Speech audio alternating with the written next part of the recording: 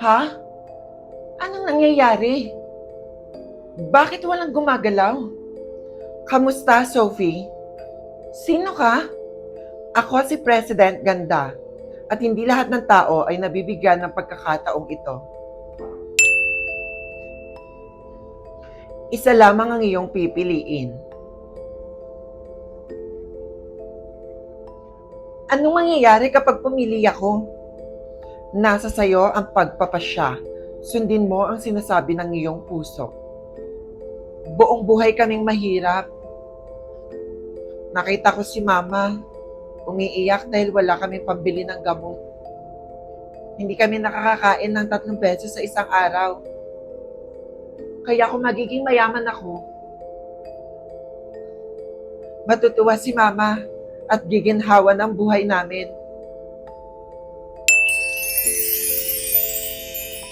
Good morning, Ma'am Sophie. Nakahanda na po yung private jet nyo. Ma'am Sophie, may meeting po kayo sa Singapore mamayang 2 p.m. Totoo nga. Mayaman na ako. Ma, hindi na tayo mahirap. Mabibigay ko na lahat ng gusto mo. Hello? Hello po, kayo po ba si Ma'am Sophie? Kailangan niyo po magpunta sa ospital. Ano? Bilis po ma'am, kailangan po kayo dito. Bakit kailangan ko pumunta sa ospital? Ang mama mo po Ma'am Sophie, na-aksidente, kaya pumuntahan na po ngayon.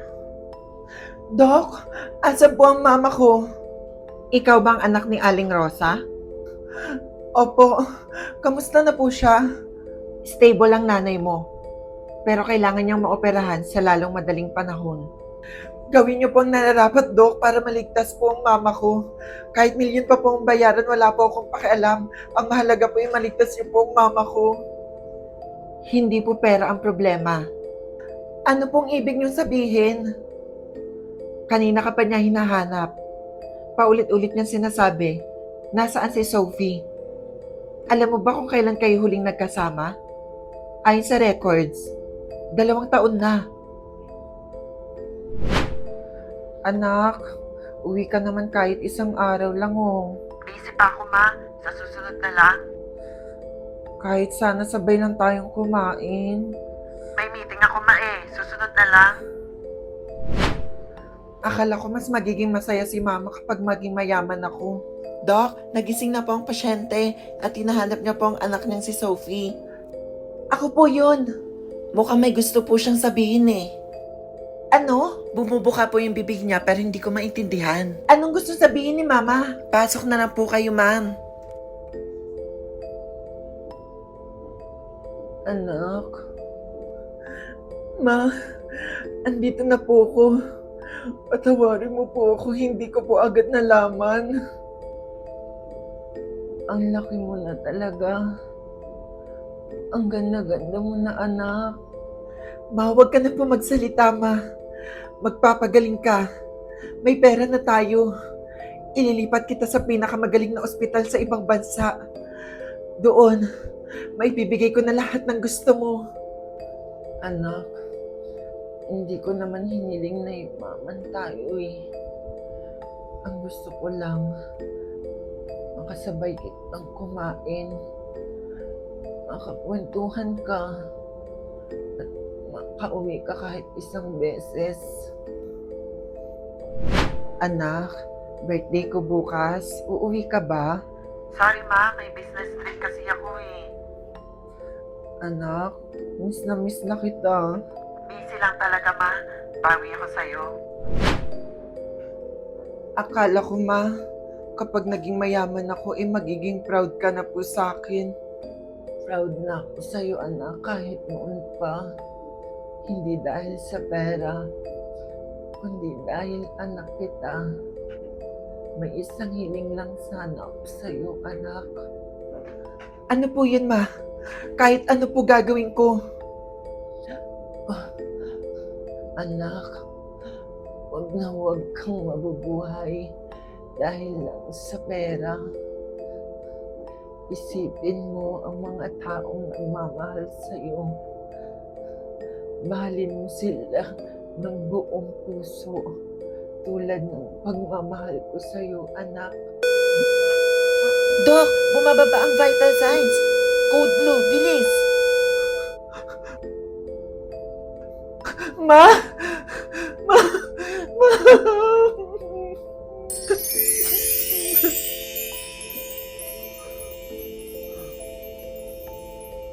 Anong nangyari?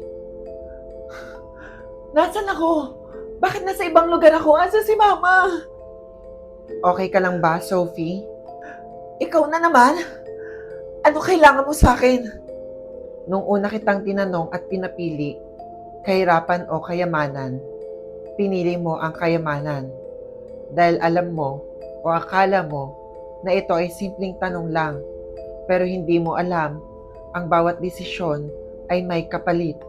Hindi ko alam na ganito ang mangyayari. Akala ko, kapag yumaman kami, magiging masaya na kami lahat. At naging masaya ba kayo? Nakuha mo ang lahat, pero nawala ang pinakamahalaga sa buhay mo. At ayon ang nanay mo.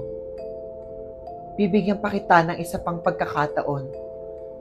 Pwede mo pang baguhin ang iyong pipiliin. Anong ibig mong sabihin? Bibigyan kita ng isa pang pagkakataon na pumili. Kahirapan o kayamanan. Pero tandaan mo, Sophie, kapag binago mo ang desisyon mo, mawawala ang lahat. Wala ng mansyon, wala ng magarang sasakyan, at wala ng pera. Babalik ka sa kahirapan. Kahit ganun, kung mababawi ko lang ang oras kasama si Mama, gagawin ko. Sigurado ka, kapag nagbago ka ng desisyon, wala ka nang maaalala. Mabubura na ang lahat ng alaala mo. Ngunit, isa lang ang may iwan, at iyon ang nararamdaman ng puso mo. Siguradong sigurado po. Nung una, pinili ko ang kayamanan. Dahil inakala kong kapag naging mayaman ako, ayun ang solusyon sa lahat ng problema ko. Pero nagkamali ako. Natutunan ko na kahit mayaman pala ako, kapag nawala ang isa sa pinakamahalaga sa buhay ko, parang nawala na rin ako. Kaya ngayon, natutunan ko na hindi pala pera ang kailangan. Hindi pera ang kailangan ng pamilya ko, kundi ako.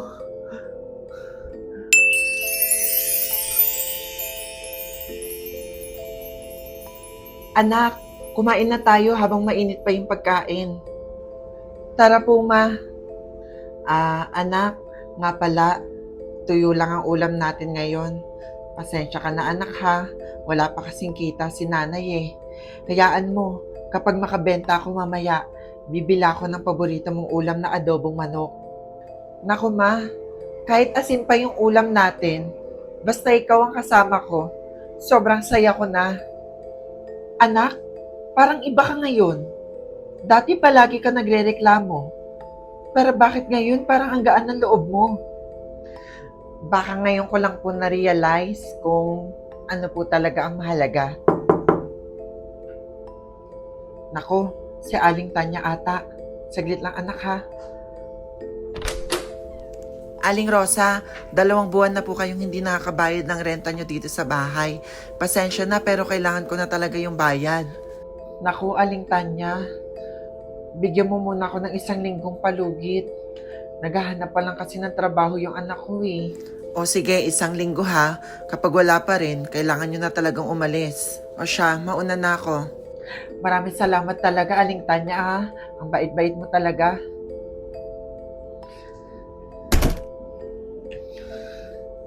Anak, pasensya ka na ha. Pasensya ka na kung hindi kita mabigyan ng magandang buhay. Huwag mo sabihin yan, Ma. Ikaw ang pinakamagandang buhay na meron ako. Simula ngayon, hindi na ikaw ang magpapasa ng lahat. Ako naman, hahanap ako ng trabaho. Kahit gaano kahirap papasukan ko. Hindi na kita hayaang umiyak muli. Salamat, anak, ha. Pasensya na po, Mang. Hindi po kayo qualified sa position. Sorry po, Mama. Full slot na po kasi eh. Nakakapagod. Hanggang ngayon, wala pa rin tumatanggap sa akin. Finally, nahanap din kita. Ha? Pasensya na po. Kilala ba kita? Hindi. Pero matagal na kitang inoobserbahan. Alam ko naghahanap ka ng trabaho. At alam ko rin na nangangailangan ka ng pera. Paano niyo nalaman? Hindi na mahalaga kung paano. Ang mahalaga ay meron akong may aalok sa'yo. 5 milyong piso. Cash. Sa'yo na yun lahat. 5 milyon? Anong trabaho po yan? Simple lang. Kailangan mo lang pumirma sa kontratang ito.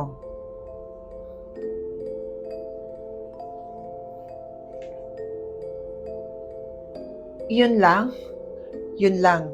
Pero kapag nakapirma ka na, hindi ka na pwedeng umatras. Alam kong gusto mong tulungan ng mama mo. Makakabayad ka ng renta, makakabili ka ng pagkain, at mapapagamot mo siya. Isang pirma lang. Anak, huwag kang mabubuhay dahil lang sa pera. Isipin mo ang mga taong nagmamahal sa'yo. Anong iniisip mo? Sayang ang pagkakataon. Lahat ng problema mo matatapos sa isang pirma lang.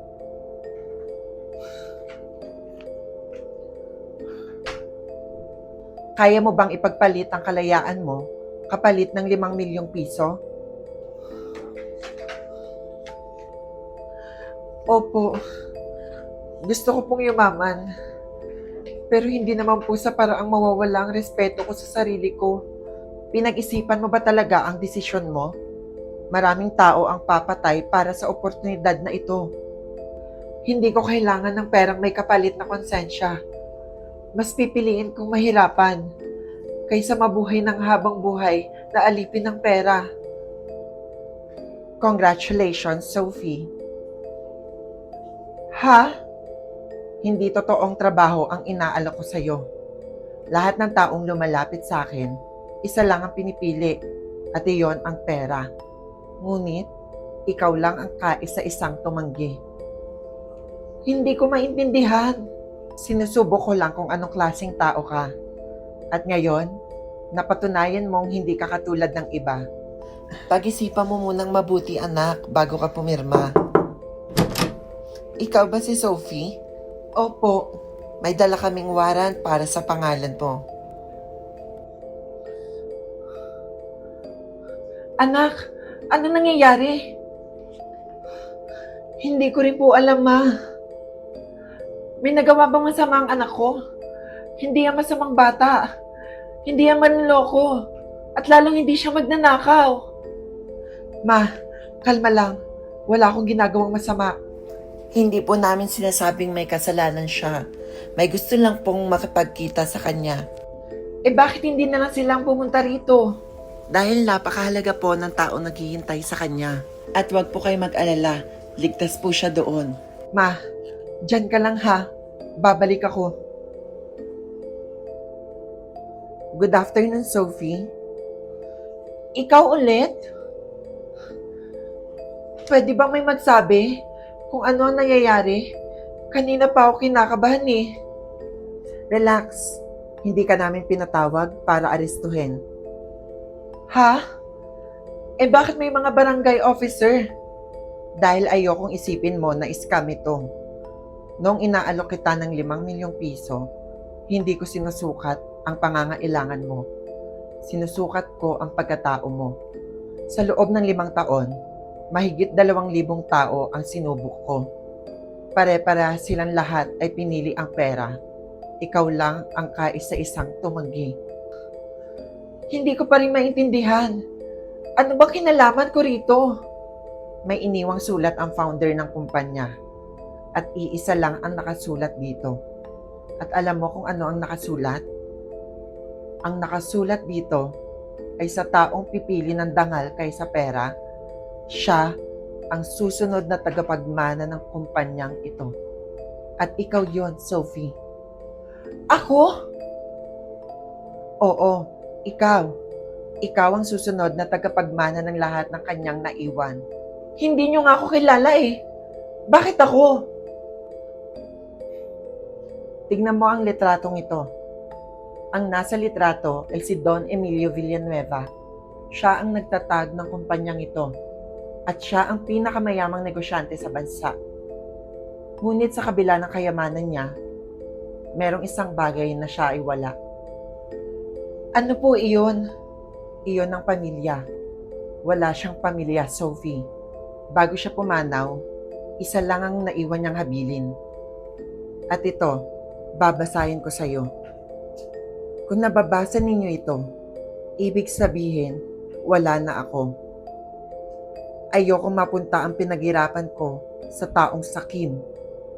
Ayokong ang susunod na may-ari ng kumpanyang ito ay taong pera lang ang iniisip.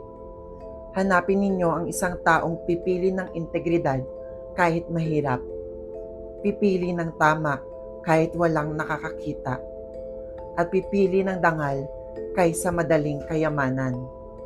Kapag nahanap ninyo siya ang ituring ninyong pamilya ko.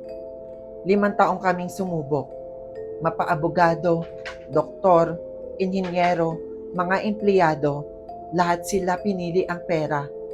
Pero ikaw, Sophie, kahit na hirap ka na, kahit mapapalayas na kayo sa bahay niyo, kahit na may sakit ang nanay mo, mas pinili mo pa rin protektahan ng konsensya mo.